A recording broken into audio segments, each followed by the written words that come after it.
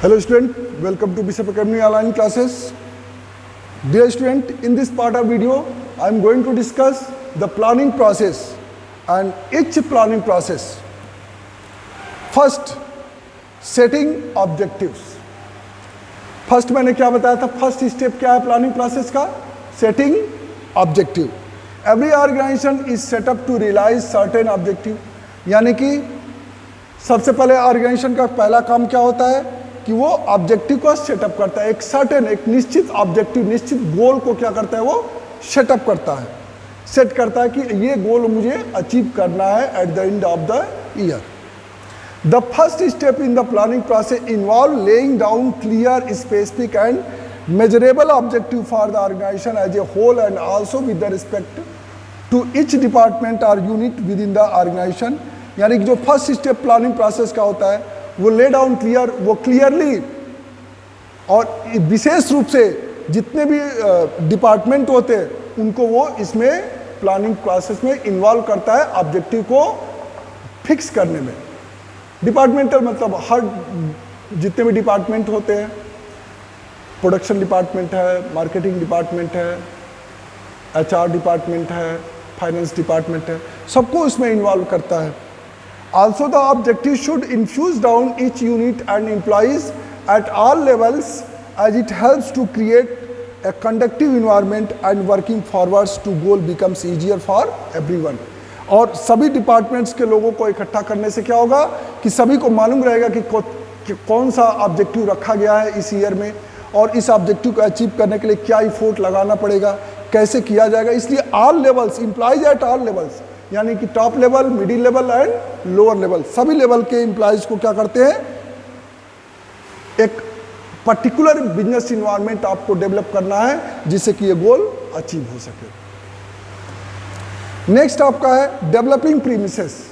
अब आपका सेकंड क्या है स्टेप, डेवलपिंग प्रीमिसेस. अब आपको planning can not be done without anticipating future events. अब कुछ भी प्लान बिना फ्यूचर इवेंट्स के आप नहीं कर सकते. आपको फ्यूचर में मालूम होना चाहिए कि आपको करना क्या है, एक गोल होना चाहिए, एक टारगेट होना चाहिए कि आपको फ्यूचर में क्या करना है, तभी आप प्लानिंग कर सकते हैं. अदरवाइज आप प्लानिंग नहीं कर सकते. बिना कोई वर्क का प्लानिंग कर ही नहीं सकते आप. तो planning can not be done without anticipating future events. बिना किसी फ्यूचर इवेंट्स का आप कोई प्लान नहीं कर सकते. As future is uncertain, the managers are required to make certain options about the futures in terms of customer preferences, competition, interest rates, state of economy, government policy and so on. तो क्या होता है, as future uncertain, चूंकि as future is uncertain, अब future अनिश्चित होता है, भविष्य में कौन सा इवेंट्स होगा, क्या इंसिडेंट्स होंगे, क्या हैपनिंग होगी, तो ये क्या होता है, फिक्स नहीं रहता है. अब इस केस में कुछ सर्टेन एजम्पशंस अपने पास रखते हैं मैनेजर्स, उसी को डेवलपिंग प्रीमिसेस कहते हैं. एजम्पशंस क्या है कि कौन कौन से सिचुएशन है जिस पर हम लोग गोल को अचीव कर सकते हैं. क्या क्या सिचुएशन हो सकता है कि कस्टमर प्रेफरेंसेस, अगर कस्टमर के प्रेफरेंसेस चेंज हो जाए, उनके टेस्ट चेंज हो जाए, कंपटीशन हो जाए मार्केट में, इंटरेस्ट रेट, बैंक का इंटरेस्ट रेट चेंज हो जाए, अब वो कम अधिक दोनों हो सकता है. स्टेट ऑफ इकोनॉमी, इकोनॉमी की क्या पोजीशन होगी, गवर्नमेंट पॉलिसी, मतलब इकोनॉमी की पोजीशन से मतलब यह है कि रिसेशन की पोजीशन ना आए, इन्फ्लेशन की पोजीशन ना आए, ठीक है, डिप्रेशन में इकोनॉमी ना चला जाए, इस तरह की चीज़ें. गवर्नमेंट पॉलिसी अगर कोई चेंज होती है एंड सो ऑन. तो these assumptions is known as planning premises. और यही जो एजम्पशंस आप करते हैं यही क्या होता है, प्लानिंग प्रीमिसेस होता है.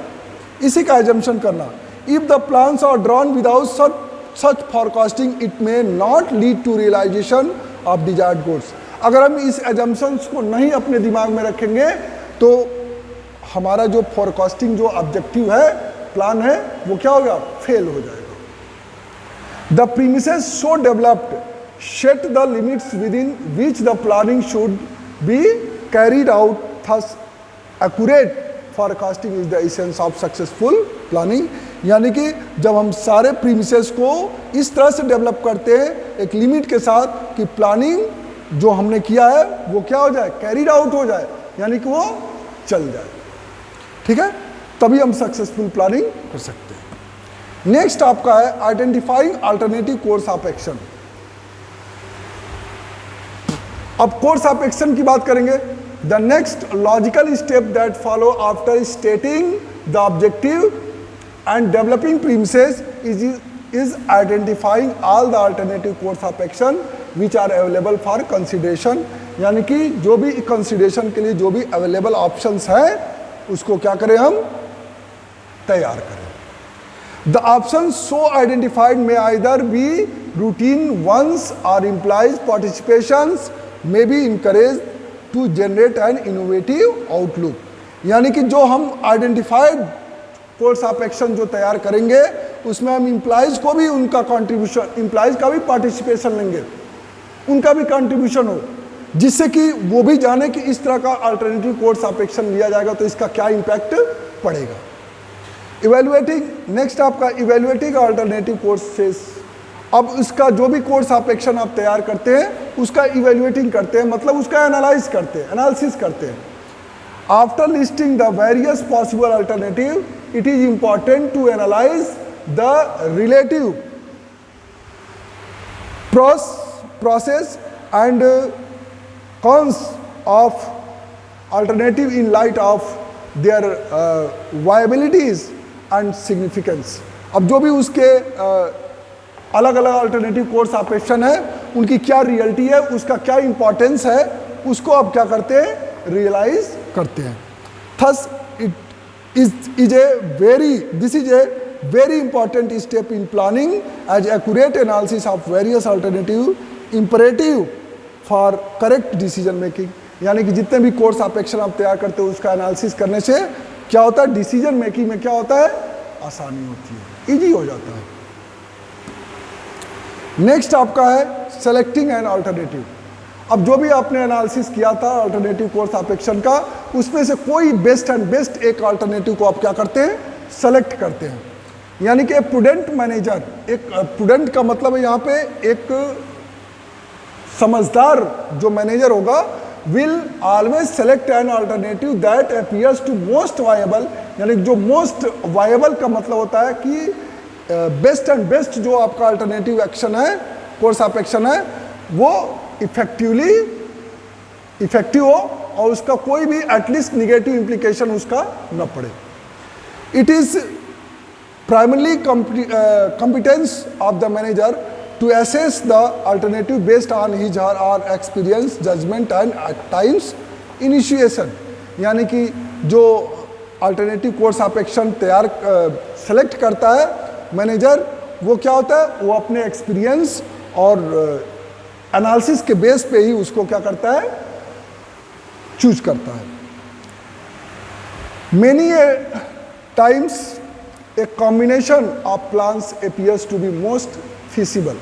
और अधिकतर अगर देखा जाए तो जो कॉम्बिनेशन ऑफ प्लान्स होते हैं उसमें से जरूर कोई ना कोई प्लान जो है इम्प्लीमेंटेशन लायक जरूर होता है। जैसे आप कोई टारगेट, कोई वर्क आपने सपोज करिए आपने पढ़ाई में आपने कोई टारगेट रख लिया, फिक्स कर लिया कि मुझे 90 से अबव लाना है, 95% लाना है, तो 95% लाने के लिए आपको उसी के अकॉर्डिंग आपको एक्टिविटीज़ भी परफॉर्म करनी पड़ेगी, अपना पढ़ाई का टाइम टेबल सेट करना पड़ेगा, आपका जो सबसे वीक सब्जेक्ट है उस पर ज़्यादा फोकस करना पड़ेगा, है ना।